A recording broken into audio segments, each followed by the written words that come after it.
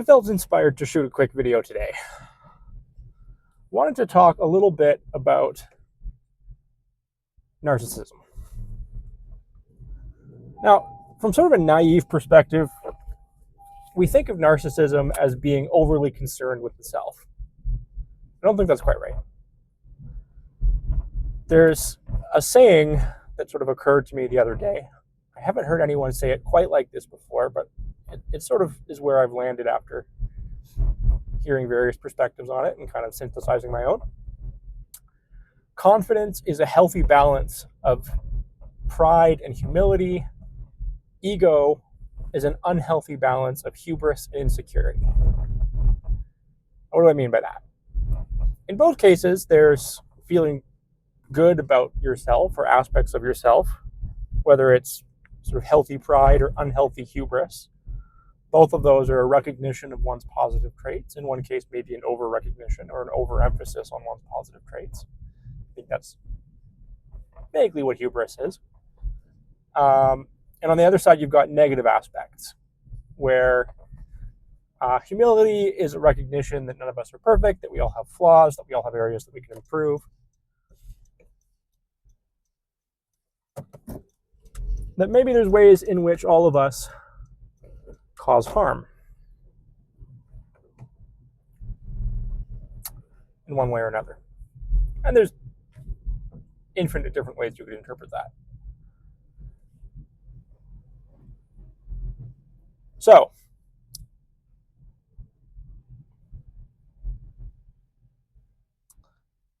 confidence, good. It's good to be proud of who you are. It's good to be humble about the ways in which you could do better. Ego is bad.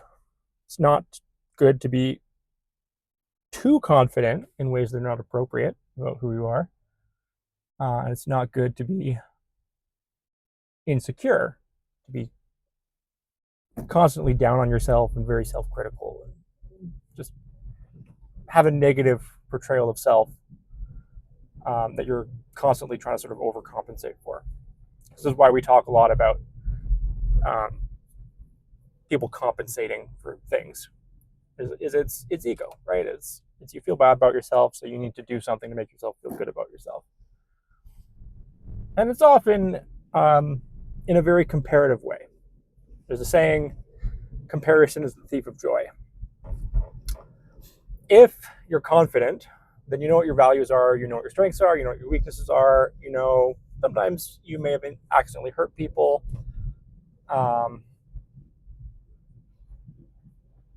Maybe if you're kind of a little bit sociopathic or a little bit psychopathic, maybe you feel good about hurting people.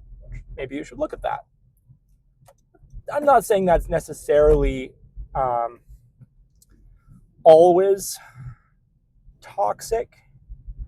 I mean, anger is sort of biologically evolved to protect us. But anger can very easily be projected and misdirected. And anger is really only healthy when it's very controlled. And slow.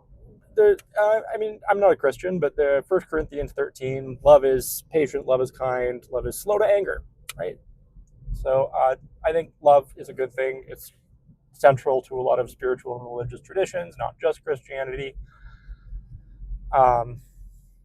Buddhism, which I also really like Buddhism, emphasizes acceptance more than it does love. But after kind of thinking about it for a while, I've come to the conclusion that acceptance and unconditional love are very close to the same thing. And it comes back to what I was saying earlier. Confidence is a healthy balance of pride and humility. And I think that is acceptance of the self. That is unconditional love towards the self. You don't love yourself because you're this or because you're that, and you don't hate yourself because you're this. You just love yourself. It's unconditional. And you should feel that way about yourself, or you should try to, and you should feel that way about others, or you should try to. And where am I going with all of this? I want to talk about billionaires. Billionaires and religious fundamentalists. They have something in common. If you are a religious fundamentalist, I think one way that most people would sort of define religious fundamentalism is that you spend a lot of time going around judging people, which is not very unconditionally loving. It's sort of egotism, either on projected towards the self or projected towards others. You feel bad about yourself, so you have to make yourself feel good, which you often do by trying to make others feel bad because there's this comparative vibe going on. It's all just super over competitive and toxic. And this all connects back to selfishness versus self-interest. There's this notion of enlightened self-interest, which is what's good for me is good for you, and what's good for you is good for me.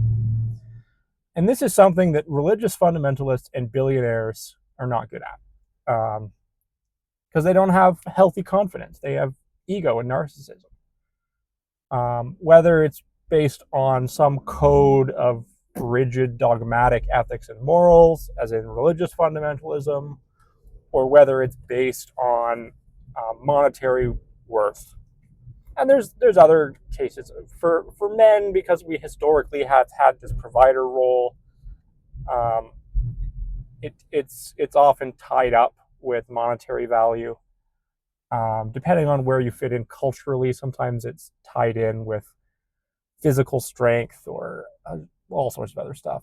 For women, there's more of a focus on sort of care, subservience, aesthetics, beauty, looks, youth, innocence, naivety, are sort of characteristics that are maybe overvalued in women as well.